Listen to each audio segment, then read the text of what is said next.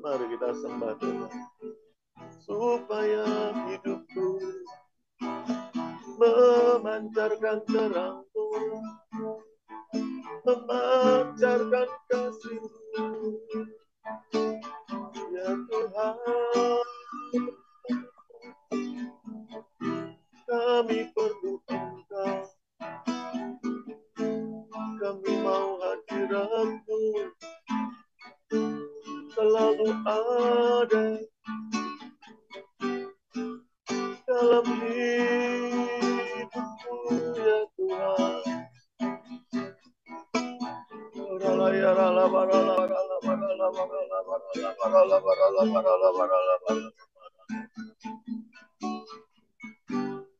Kami mau dekat, kami mau dekat, dan mataku memandang Engkau. Kami mau mendekat.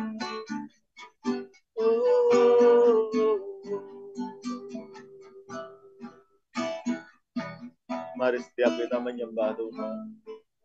Katakan kerinduan kita di hadapannya. Sikarala kata kaya rala barala barala barala barala barala. Karena Engkau segalanya. Karena Engkau segalanya. Karena kami mencintai-Mu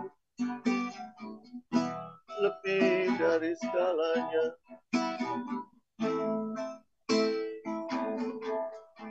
Oh Tuhan.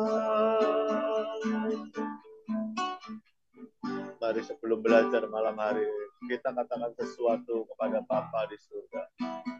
Katakan, I love you, Lord. Katakan, Engkau segalanya. Katakan, terima kasih.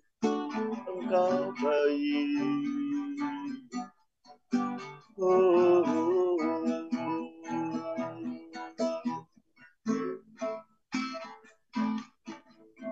Shirala barala barala barala barala barala barala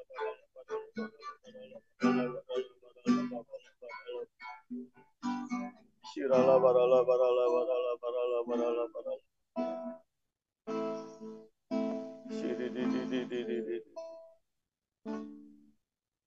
Silakanlah usah berdoa. Terima kasih Pak Gam. Akan mulai. Oke. Pendahuluan. Yakobus menggunakan sebuah pertanyaan untuk memperkenalkan topik ini. Dari manakah datangnya sengketa dan pertengkaran di antara kamu? Ini adalah topik yang muncul secara alami dari pembahasan kita sebelumnya. Yakobus telah menjelaskan hubungan antara iri hati dan mementingkan diri sendiri yang melahirkan kekacauan dan segala perbuatan jahat. Sekarang dia menjelaskan lebih jelas lagi apa yang dia maksud dengan perselisihan dan menggambarkan bagaimana hal itu dihasilkan oleh iri hati dan kepentingan diri sendiri. Di dalam kekacauan, kita sekarang melihat sengketa atau polemoi dan pertengkaran, makhai. Di dalam terjemahan bahasa Inggris, saudara, kedua kata itu paling sering digunakan untuk menggambarkan konflik fisik. Namun dalam konteks ini, kedua kata itu bisa menggambarkan perang verbal yang kejam. Orang-orang Kristen kepada siapa Yakobus menulis jelas terlibat dalam pertempuran verbal semacam itu. Dan karena perang semacam ini hampir selalu disertai oleh kata-kata kasar, kritik, dan fitnah, penyalahgunaan lidah yang dikecam oleh Yakobus pada bab sebelumnya muncul dari perselisihan ini. Sangat disayangkan bahwa gereja Kristen begitu dicirikan oleh kontroversi yang begitu pahit. Orang-orang Kristen yang membual dengan mencirikan komunitas yang penuh kasih, sukacita, kedamaian, pengendalian diri, dan kemurahan hati bagi semua orang, harus bertengkar dengan permusuhan yang begitu kejam, dan menunjukkannya setiap hari terhadap satu sama lain, kebencian yang begitu pahit, bahwa ini daripada kebijakan yang mereka akui, adalah perilaku yang paling bertolak belakang dari iman mereka. Beberapa perselisihan tentu saja layak diperjuangkan, tetapi bahkan kemudian perselisihan ini pun mereka harus perangi dengan tanpa mengorbankan prinsip dan iman Kristen. Saudara, mari kita baca firman Tuhan, Yakobus 4 ayat 1 sampai 12. Dari manakah datangnya sengketa dan pertengkaran di antara kamu? Bukankah datangnya dari hawa nafsumu yang saling berjuang di dalam tubuhmu? Kamu mengingini sesuatu, tetapi kamu tidak memperolehnya, lalu kamu membunuh. Kamu iri hati, tetapi kamu tidak mencapai tujuanmu, lalu kamu bertengkar dan kamu berkelahi. Kamu tidak memperoleh apa-apa karena kamu tidak berdoa.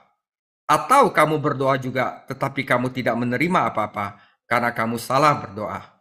Sebab yang kamu minta itu hendak kamu habiskan untuk memuaskan hawa nafsumu. Hai kamu orang-orang yang tidak setia, tidakkah kamu tahu bahwa persahabatan dengan dunia adalah permusuhan dengan Allah? Jadi, barang siapa hendak menjadi sahabat dunia ini, ia menjadikan dirinya musuh Allah. Janganlah kamu menyangka bahwa kitab suci tanpa alasan berkata, roh yang ditempatkan Allah di dalam diri kita, diingininya dengan cemburu. Tetapi kasih karunia yang dianugerahkannya kepada kita lebih besar daripada itu. Karena itu ia mengatakan, Allah menentang orang yang congkak tetapi mengasihani orang yang rendah hati. Karena itu, tunduklah kepada Allah dan lawanlah iblis, maka ia akan lari daripadamu. Mendekatlah kepada Allah dan ia akan mendekat kepadamu. Tahirkanlah tanganmu, hai kamu orang-orang berdosa, dan sucikanlah hatimu, hai kamu yang mendua hati. Sadarilah kemalanganmu, berdukacitalah dan merataplah. Hendaklah tertawamu kamu ganti dengan ratap dan sukacitamu dengan dukacita. Rendahkanlah dirimu di hadapan Tuhan, dan ia akan meninggikan kamu. Saudara-saudaraku, janganlah kamu saling memfitnah. Barang siapa memfitnah saudaranya atau menghakiminya, ia mencela hukum dan menghakiminya. Dan jika engkau menghakimi hukum, maka engkau bukanlah penurut hukum, tetapi hakimnya. Hanya ada satu pembuat hukum dan hakim, yaitu Dia yang berkuasa menyelamatkan dan membinasakan. Tetapi siapakah engkau, sehingga engkau mau menghakimi sesamamu manusia? Saudara, mari mengakhiri perselisihan. Jadi saudara, di dalam perikop ini adalah perikop yang sangat berguna sekali jika kita mau mengerti tentang bagaimana untuk mengakhiri perselisihan. Jadi Yakobus membahas tema perselisihan yang penting ini dalam paragraf ini, dan dia menjelaskan bahwa ada 3 perselisihan yang terjadi yang ternyata saling terkait sama sekali. Kita harus mengerti ketiga jenis perselisihan ini agar dapat mendapat cukup hikmat untuk mengakhirinya, saudara. Yakobus juga mengajar di perikop ini bagaimana perselisihan ini bisa dihentikan. Saudara, inilah ketiga alasan mengapa kita berselisih dengan sesama kita. Jadi, waktu kita berselisih dengan sesama kita, sebenarnya satu, saudara, karena kita sebenarnya perang dengan diri kita sendiri. Ayat 1-3. Yang kedua, sebenarnya kita sedang perang dengan Tuhan. Dan yang ketiga adalah nasihat. Marilah kita mengakhiri perselisihan dengan sesama. Jadi ini adalah 3 hal yang akan kita bahas hari ini. Jadi mengapa kita berselisih dengan sesama kita? Sebenarnya karena kita perang dengan diri sendiri dan sebenarnya kita sedang perang dengan Tuhan. Saudara, yang pertama, karena kita perang dengan diri kita sendiri. Dari manakah datangnya sengketa dan pertengkaran di antara kamu? Bukankah datangnya dari hawa nafsumu yang saling berjuang di dalam tubuhmu? Saudara, peperangan di dalam hati manusia turut menyebabkan peperangan di dalam gereja. Tetapi jika kamu memiliki iri hati yang pahit dan mementingkan diri sendiri, janganlah kamu memegahkan diri dan janganlah berdusta melawan kebenaran, karena di mana ada iri hati dan mementingkan diri sendiri, di situ ada kekacauan dan segala perbuatan jahat. Minggu lalu, saudara, inti dari dosa adalah kesombongan, dan buah pertama dari kesombongan adalah iri hati. Kesombongan Kain membuat dia tidak dapat terima bahwa persembahan adiknya yang diterima oleh Tuhan. Dia pengen lebih dari adiknya, dia tidak terima persembahan Habel itu diterima oleh Tuhan. Lalu ia iri hati, hatinya panas, dan akhirnya membenci saudaranya dan membunuh. Saudara, bahkan Abraham pun berbohong tentang istrinya, karena dia dengan egoisnya ingin menyelamatkan nyawanya sendiri, saudara. Akan menyebabkan kekalahan bagi Israel, karena dia dengan egois mengambil beberapa jalan terlarang dari reruntuhan Yeriko. Saudara, seringkali kita menutupi pertengkaran agama kita dengan kedok rohani. Seperti Miriam dan Harun waktu zaman Musa, mengeluh tentang istri Musa. Tetapi sebenarnya mereka itu iri dengan otoritas Musa, Bilangan 12. Atau kita meniru Yakobus sendiri yang menulis surat ini dan Yohanes yang meminta tahta khusus dalam kerajaan Allah, padahal yang mereka inginkan saat itu adalah pengakuan, saudara. Dalam kedua contoh ini, akibat dari keegoisan adalah iri hati dan perpecahan di antara umat Allah. Dosa Miriam menghentikan kemajuan Israel selama seminggu penuh, saudara. Saudara, keinginan egois adalah hal yang berbahaya, itu mengarah pada tindakan yang salah. Kamu mengingini sesuatu, kamu tidak peroleh, lalu kamu membunuh. Kamu iri hati, kamu tidak mencapai tujuanmu, kamu bertengkar dan berkelahi. Kamu tidak memperoleh apa-apa karena kamu tidak berdoa. Saudara, ketika doa kita salah, doa kita itu tujuannya yang untuk memuaskan hawa nafsu kita, maka kita tidak akan mendapatkannya. Ketika doa kita salah, maka seluruh tujuan dan tindakan kita salah. Saudara, doa kita tidak boleh didasarkan kepada hikmat duniawi, tetapi hendaklah doa kita didasarkan oleh hikmat surgawi. Telah dikatakan dengan baik bahwa tujuan doa itu bukanlah untuk mewujudkan kehendak manusia di surga, tetapi untuk mewujudkan kehendak Allah di bumi. Saudara, jangan mengingini adalah yang terakhir dari seluruh 10 perintah Tuhan, tetapi pelanggarannya dapat membuat kita melanggar ke-9 perintah lainnya. Iri hati dapat membuat seseorang membunuh, berbohong, tidak menghormati orang tua dengan satu cara dan cara lain melanggar seluruh hukum moral Allah. Hidup egois dan doa egois selalu mengarah pada perselisihan. Jika ada perang di dalam hati manusia, itu akan membuat perang di luar. Jadi saudara, orang yang berselisih dengan dirinya sendiri karena keinginan egois selalu menjadi orang yang tidak bahagia. Mereka tidak pernah menikmati hidup. Kenapa saudara? Karena mereka tidak pernah puas. Nah, mereka selalu mencari keajaiban yang akan mengubah hidup mereka. Padahal sebenarnya masalah sebenarnya itu ada di dalam hati mereka sendiri. Terkadang kita menggunakan doa untuk menyembunyikan keinginan kita yang sebenarnya. Tapi saya telah berdoa tentang itu. Dapat menjadi salah satu alasan terbesar yang dapat digunakan oleh orang Kristen. Sepertinya mencari kehendak Allah, tapi sebenarnya kita sedang memberitahu Tuhan apa yang seharusnya Dia berikan kepada kita. Dan jika kita tidak mendapatkannya, kita marah kepadanya jika Dia tidak menurut. Nah, kemarahan pada Tuhan ini akhirnya meluap, saudara. Dan kita menjadi marah pada umat Tuhan. Perselisihan disebabkan oleh umat Allah yang melampiaskan rasa frustasi mereka kepada Tuhan pada anggota gereja. Saudara, banyak masalah gereja atau keluarga akan terpecahkan, saudara. Saudara, banyak masalah gereja atau keluarga akan terpecahkan jika orang hanya mau melihat ke dalam hati mereka sendiri dan melihat peperangan sebenarnya itu berkecamuk di sana. Tuhan menjadikan kita satu kesatuan, pikiran, emosi, kehendak harus bekerja sama.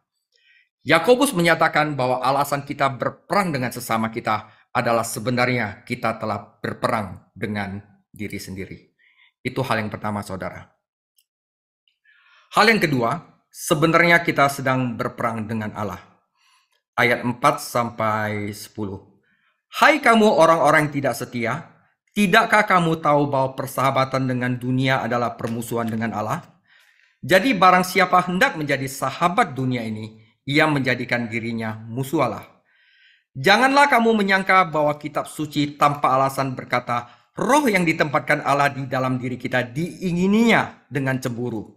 Tetapi kasih karunia yang dianugerahkannya kepada kita lebih besar daripada itu. Karena itu ia katakan, Allah menentang orang yang congkak, tetapi mengasihani orang yang rendah hati. Karena itu, tunduklah kepada Allah dan lawanlah iblis, maka ia akan lari daripadamu.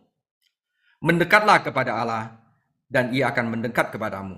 Tahirkanlah tanganmu, hai orang-orang berdosa, dan sucikanlah hatimu, hai orang mendua hati. Sadarilah kemalanganmu, berdukacita dan merataplah. Hendaklah tertawamu kamu ganti dengan ratap dan sukacitamu dengan dukacita. Rendahkanlah dirimu di hadapan Tuhan dan ia akan meninggikan kamu. Saudara, alasan kedua kenapa kita perang dengan sesama, karena kita perang dengan Allah. Saudara, akar penyebab dari setiap perang, internal atau eksternal, adalah pemberontakan melawan Tuhan. Pada awal penciptaan, Anda telah melihat keharmonisan yang sempurna. Tetapi ketika dosa datang ke dunia, itu menimbulkan pemberontakan. 1 Yohanes 3:4, setiap orang yang berbuat dosa melanggar juga hukum Allah, sebab dosa ialah pelanggaran hukum Allah. Saudara, mengapa orang percaya itu, bagaimana cara orang percaya menyatakan perang terhadap Tuhan? Saudara, dengan bersahabat dengan musuh Allah. Jadi kalau kita bersahabat dengan dunia, sebenarnya kita sedang menyatakan perang melawan Tuhan. Bagaimana orang percaya menyatakan perang melawan Tuhan? Yaitu dengan bersahabat dengan musuh-musuh Allah. Nah, Yakobus telah menyebutkan 3 musuh yang tidak boleh kita berteman jika kita ingin berdamai dengan Tuhan.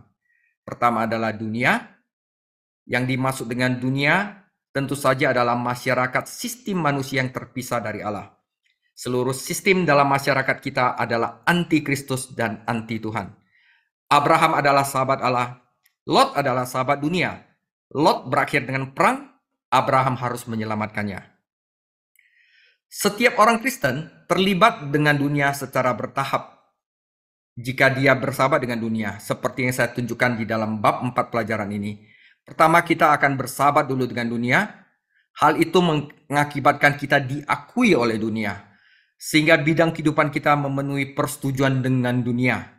Persahabatan dunia mengarah pada mencintai dunia, dan ini membuatnya mudah untuk menjadi serupa dengan dunia. Hasilnya akan menyedihkan, adalah dihukum bersama dunia. Persahabatan dengan dunia dapat diilustrasikan dengan perzinahan, saudara. Jadi persahabatan dunia itu di perjanjian lama itu diilustrasikan dengan perzinahan.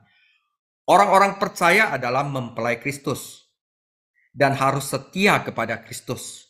Orang Kristen Yahudi yang membaca surat ini akan memahami gambaran perzinahan rohani karena Nabi Yeskiel, Nabi Yeremia, dan Nabi Hosea menggunakannya ketika menegur Yehuda atas dosa-dosanya. Dengan mengadopsi cara-cara berdosa dari bangsa-bangsa lain dan dengan menyembah dewa-dewa mereka, bangsa Israel melakukan perzinahan terhadap Allahnya. Saudara, dunia adalah musuh Tuhan dan siapapun yang menjadi sahabat dunia tidak dapat menjadi sahabat Tuhan. Juga tidak bisa jika ia hidup untuk daging, karena ini adalah musuh kedua yang disebut Yakobus, saudara. Yaitu daging atau disebut natural atau sensual. Yang dimaksud daging adalah sifat lama yang kita warisi dari Adam, yang rentan terhadap dosa. Daging bukanlah tubuh, tubuh tidak berdosa. Tubuh kita tidak berdosa, saudara. Tubuh bersifat netral. Roh dapat menggunakan tubuh untuk memuliakan Allah. Daging dapat menggunakan tubuh untuk melayani orang berdosa. Ketika orang berdosa menyerah kepada Kristus, dia menerima sifat baru di dalam, tetapi sifat lama tidak dihapus atau direformasi. Untuk alasan ini, ada pertempuran di dalam. Karena daging menginginkan apa yang bertentangan dengan roh, dan roh menginginkan apa yang bertentangan dengan daging. Mereka bertentangan satu lainnya sehingga kamu tidak melakukan apa yang kamu inginkan. Jadi, pada perselisihan yang Yakobus gambarkan di dalam Yakobus 4 ayat 1, dari mana datangnya perselisihan di antara kamu? Bukankah itu adalah nafsumu? Jadi ini adalah yang disebut nafsumu yang ada di dalam Yakobus 4 ini, yaitu daging, saudara. Inilah yang disebut Yakobus sebagai keinginanmu yang ada pada anggota-anggota tubuhmu. Hidup untuk daging berarti mendukakan Roh Kudus Allah yang hidup di dalam kita. Atau apakah menurut Anda kitab suci mengatakan tanpa alasan bahwa roh yang dia hidupkan di dalam kita itu sangat cemburu kalau kita, saudara, melayani daging soalnya. Karena keinginan daging itu bertentangan dengan keinginan roh. Jadi kalau kita melayani daging berarti kita mendukakan roh, saudara. Sama seperti dunia adalah musuh Allah Bapa, demikian juga daging adalah musuh Allah Roh Kudus. Ada kecemburuan yang suci, yang penuh kasih yang dimiliki oleh suami dan istri terhadap satu sama lain. Dan memang demikian. Dan roh di dalam kita itu Roh Kudus di dalam kita itu ya sifatnya cemburu sekali, saudara, kalau kita melayani daging. Roh di dalam itu dengan cemburu menjaga hubungan kita dengan Tuhan, dan roh berduka ketika kita berdosa terhadap kasih Tuhan. Hidup untuk menyenangkan sifat lama berarti menyatakan perang melawan Tuhan. Keinginan daging adalah perseteruan terhadap Allah. Membiarkan daging menguasai pikiran berarti kehilangan berkat persekutuan dengan Tuhan. Abraham memiliki pikiran rohani, dia berjalan dengan Tuhan dan menikmati kedamaian. Lot memiliki keinginan daging, dia tidak menaati Tuhan dan mengalami perang. Karena keinginan daging adalah kematian, tetapi keinginan roh adalah hidup dan damai sejahtera. Saudara, yang ketiga adalah iblis sebagai musuh Allah. Jadi kalau kita berteman dengan iblis, kita adalah musuh Allah. Dunia sedang berkonflik dengan Allah, daging melawan Roh Kudus, dan iblis menentang Tuhan Yesus, saudara. Kesombongan adalah dosa besar setan, dan itu adalah salah satu senjata utamanya dalam peperangannya melawan orang kudus dan juru selamat. Tuhan ingin kita rendah hati, setan itu selalu ingin kita sombong. Kamu akan menjadi seperti Tuhan, dusta setan kepada Hawa, dan dia mempercayainya. Dan begitu pula sekarang iblis, caranya adalah untuk membuat kita menjadi sombong. Saudara, seorang Kristen lahir baru tidak boleh ditempatkan pada posisi kepemimpinan rohani, agar jangan diangkat dengan kesombongan ia jatuh ke dalam penghukuman iblis. 1 Timotius 3:6, janganlah ia seorang yang baru bertobat, agar jangan ia menjadi sombong dan kena hukuman iblis. Tuhan kita ingin kita bergantung pada kasih karunia-Nya, sedangkan iblis ingin kita bergantung pada diri kita sendiri. Jadi ego kita digelembungkan, saudara. Iblis caranya begitu. Maka kamu akan menjadi seperti Allah gitu loh. Setan adalah pencipta dari semua usaha spiritual yang melakukannya sendiri. Jadi kalau saya bisa melakukannya sendiri. Semua itu karena cara saya yang paling benar. Itu iblis, saudara. Dia senang menggelembungkan ego dan mendorong orang beriman untuk melakukannya dengan caranya sendiri. Nah, ini penting, saudara. Nah, terlepas dari peringatan Yesus tentang rencana setan, Petrus jatuh dalam jerat, menghunus pedangnya, dan mencoba melakukan kehendak Allah dengan caranya sendiri, saudara. Nah, saudara, salah satu sekarang masalah di gereja terkait oleh perselisihan ini adalah kita memiliki terlalu banyak pelayan Tuhan, tetapi hanya sedikit pelayan yang rendah hati, saudara. Manusia terlalu dibanggakan demikian rupa sehingga ada sedikit tempat tersisa untuk kemuliaan Tuhan. Manusia itu tidak memiliki apapun untuk dibanggakan di dalam dirinya sendiri. Roma 7 ayat 18. Sebab aku tahu, ini Paulus yang ngomong, bahwa di dalam aku, yaitu di dalam aku sebagai manusia, tidak ada sesuatu yang baik. Sebab kehendak memang ada di dalam aku, tetapi bukan hal berbuat apa yang baik. Tetapi saudara, ketika kita percaya kepada Yesus Kristus, Dia akan menempatkan hal yang baik di dalam kita, yang membuat kita ikut dimuliakan di dalam Dia. Jadi 2 Korintus 10 ayat 17, tetapi barang siapa bermegah, hendaklah ia bermegah di dalam Tuhan, saudara. Jadi perang kedua itu, saudara, itu karena kita, kenapa kita berselisih kepada sesama kita, itu sebenarnya karena kita perang dengan Tuhan. Jadi inilah tiga musuh yang ingin menjauhkan kita dari Tuhan, yaitu dunia, daging, dan iblis. Yesus Kristus telah membebaskan kita dari mereka, tetapi mereka masih menyerang kita. Saudara, bagaimana kita mengatasinya? Bagaimana kita bisa menjadi sahabat Allah dan musuh dunia, daging, dan iblis?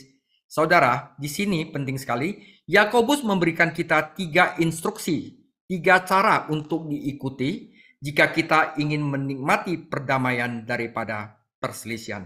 Jadi dengan kata lain, bagaimana kita mengakhiri perselisihan, inilah 3 instruksi yang diberikan Yakobus. Yang pertama, tunduklah kepada Tuhan, ayat 7. Saudara, kata tunduklah ini adalah istilah militer yang berarti masuk ke pangkat yang tepat, masuk ke dalam ruang wilayahmu. Jadi ketika seorang prajurit bertindak seperti jenderal, akan ada masalah, saudara. Jadi ini masalahnya adalah penyerahan tanpa syarat adalah satu-satunya cara untuk menyelesaikan kemenangan. Jadi saudara, kalau di gereja itu ada persaingan, itu mungkin orang itu tidak tunduk kepada Tuhan atau tidak tunduk kepada gembala. Jadi Harusnya kalau orang udah ditempatkan di satu tempat, dia jangan lari-lari ke tempat yang lain. Dia harus tunduk, benar-benar penyerahan tanpa syarat di dalam gereja.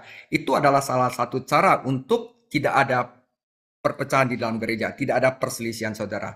Jadi jika ada bidang kehidupan yang dijauhkan dari Tuhan, akan selalu ada peperangan.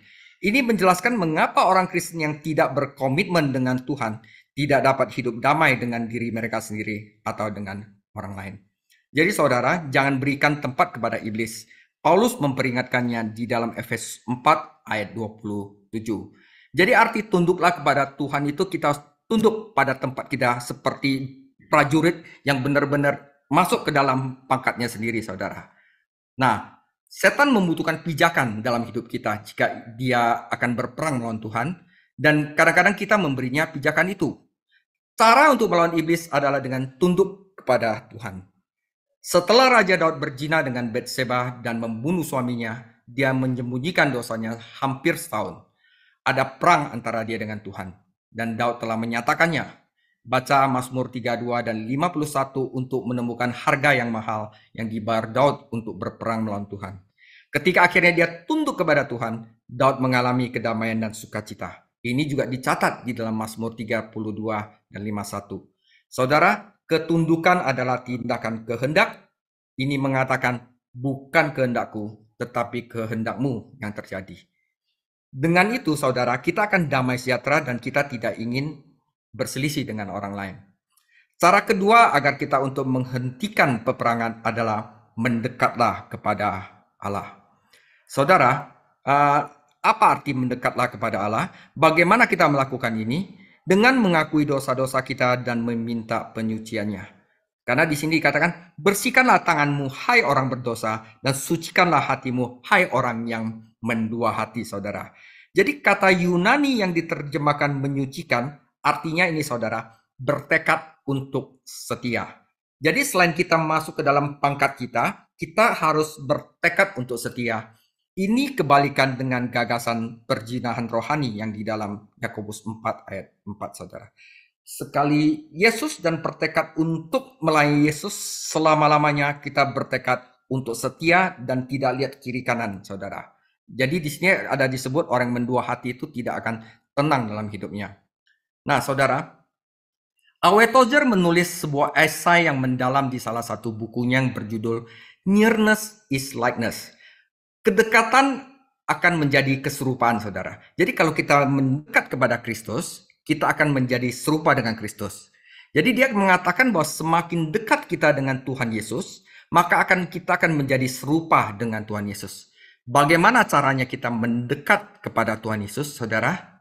Nah, saudara, yang kita lakukan sekarang pendalaman Alkitab adalah cara kita mendekat kepada Tuhan Yesus, dan dia minta kita untuk bertekad untuk setia, saudara. Benamkanlah diri Anda dengan firman Tuhan dan doa, dan bertekad untuk komitmen penuh, saudara. Tuhan Yesus sebenarnya saat kita belajar ini ada di samping kita, dekat dengan kita. Karena ketika kita dekat dengan dia, dia akan mendekat kepada kita. Dekat dengan kita untuk mentransfer karakternya kepada kita agar kita menjadi serupa dengan dia. Tuhan Yesus dengan anggun mendekat kepada kita ketika kita berurusan dengan dosa dalam hidup kita yang membuat dia menjauh. Dia tidak akan membagi kita dengan orang lain. Dia mau kita sepenuhnya, saudara. Dia harus memiliki kendali penuh. Orang Kristen yang mendua hati tidak akan pernah bisa dekat dengan Tuhan. Sekali lagi, Abraham dan Lot muncul dalam pikiran. Abraham mendekat dan berbicara kepada Tuhan tentang Sodom, sementara Lot pindah ke Sodom dan kehilangan berkat Tuhan. Jadi pertama adalah tunduklah kepada Allah. Kedua, mendekatlah kepada Allah. Dan yang ketiga adalah merendahkan dirimu di hadapan Allah. Adalah mungkin untuk tunduk secara lahiriah, namun tidak rendah hati secara batiniah.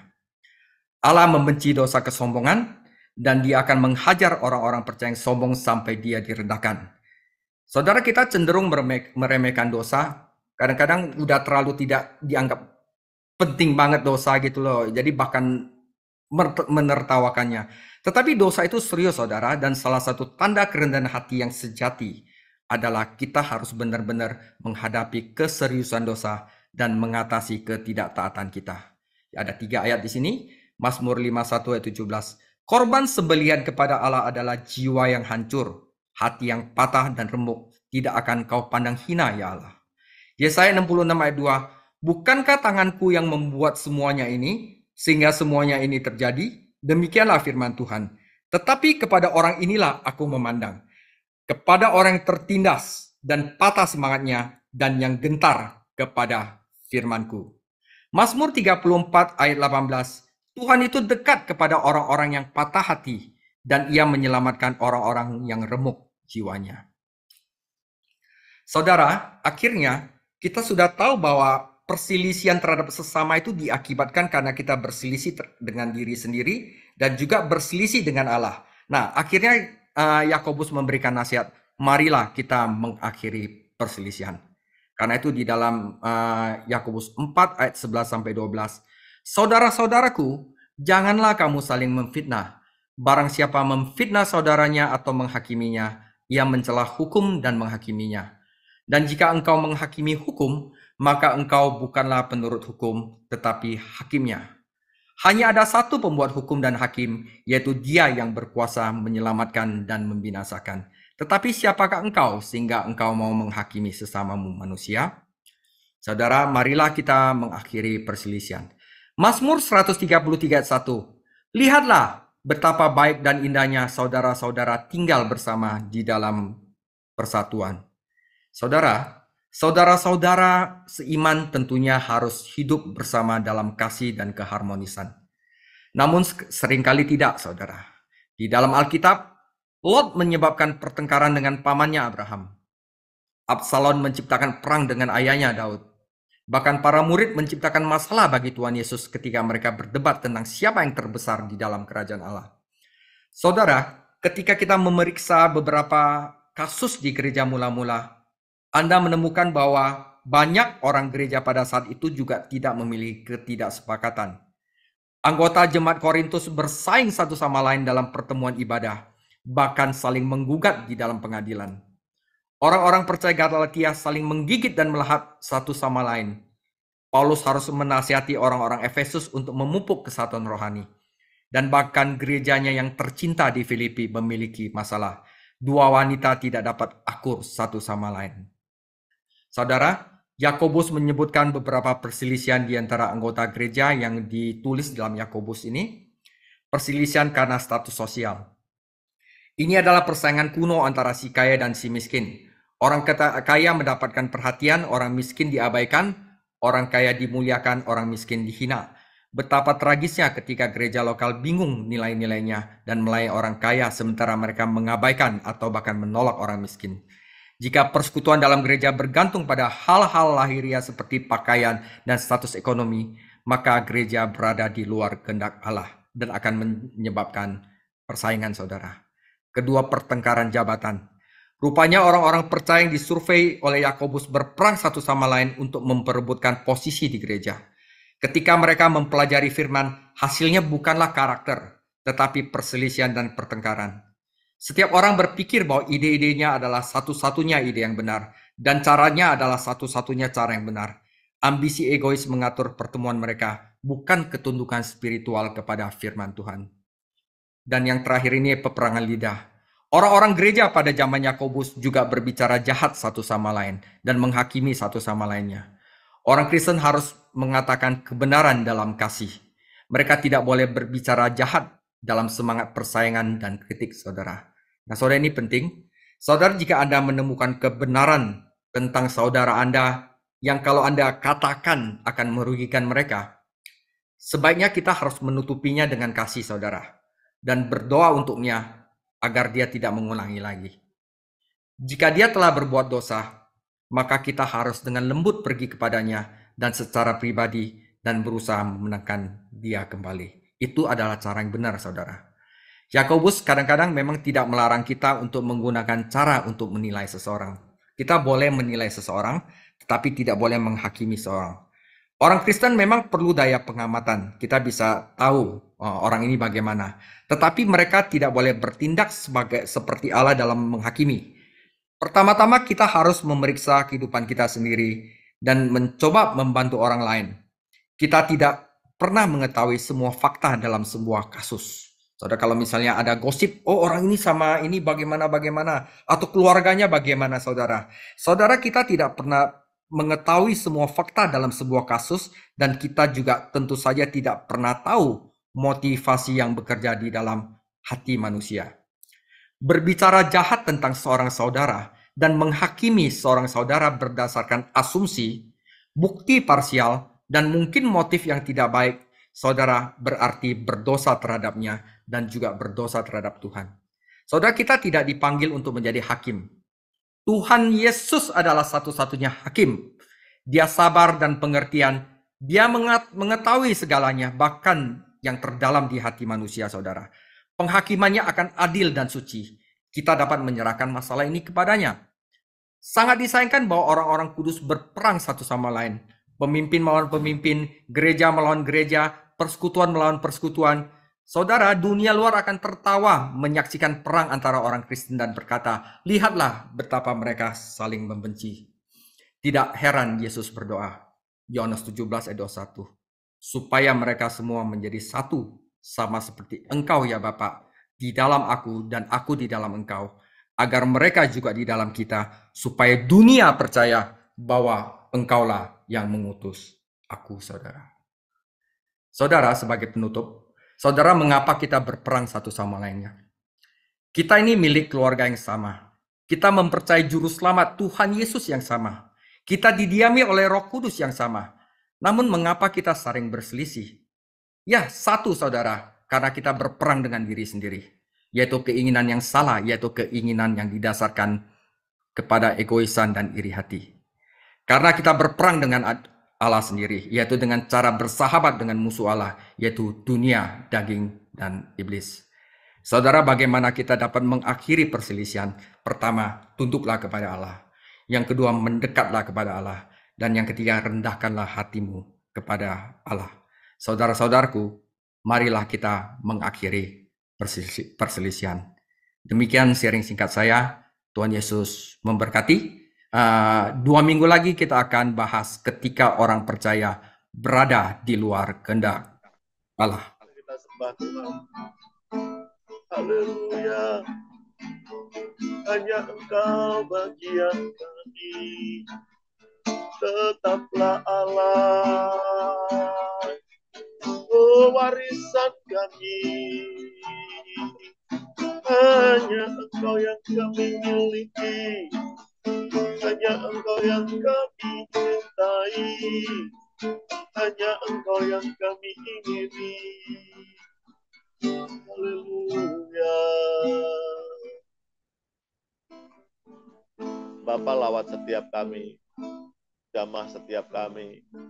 Kalau malam hari ini kami boleh belajar tentang mengakhiri perselisihan. Biar kami mulai dari diri kami. Roh Kudus lawat setiap luka hati, luka batin, luka jiwa.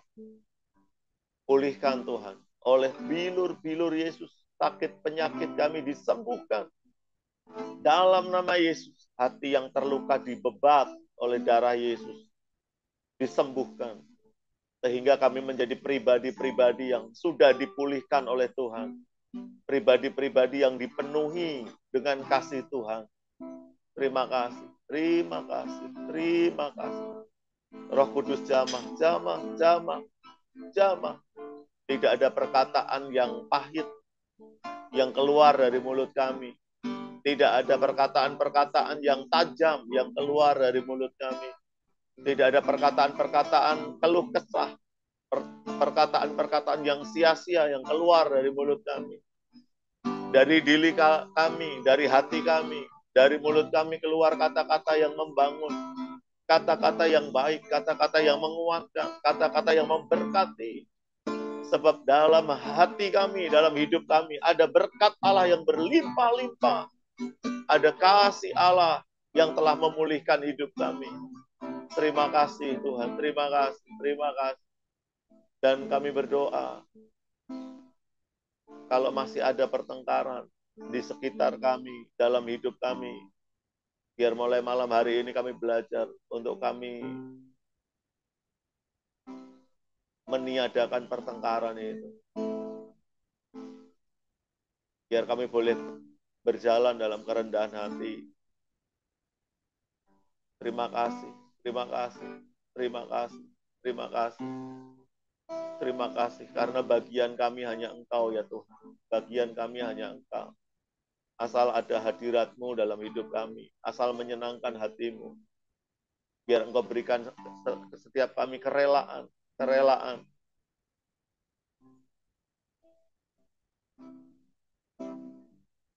Ora patakaya rala patakaya rala barala. Terima kasih, terima kasih, terima kasih. Pertengkaran-pertengkaran yang bergelora diredakan dalam nama Yesus. Dalam nama Yesus. Dalam nama Yesus. Setiap roh pertengkaran kami ikat, kami patahkan dalam nama Yesus. Ada damai sejahtera turun dari surga yang membuat semuanya menjadi damai, tenang, dan tentram. Terima kasih Bapak, terima kasih. Berkat-Mu turun atas setiap kami. Berkat-Mu turun atas setiap kami. Setiap kami menjadi orang-orang yang diberkati Tuhan. Apa yang kami kerjakan berhasil dan beruntung dalam segala hal. Karena Tuhan memberkati kami. Tuhan memberkati hidup kami. Tuhan memberkati perkataan kami. Ora pasika rala patakaya rala barala barala barala barala barala barala barala. Shikarala patakaya rala barala barala barala barala. Bapak, Ibu, Saudara, rekan-rekan semua adalah orang-orang yang diberkati Tuhan. Sadari itu. Ora pasika rala patakaya rala barala barala barala barala barala barala.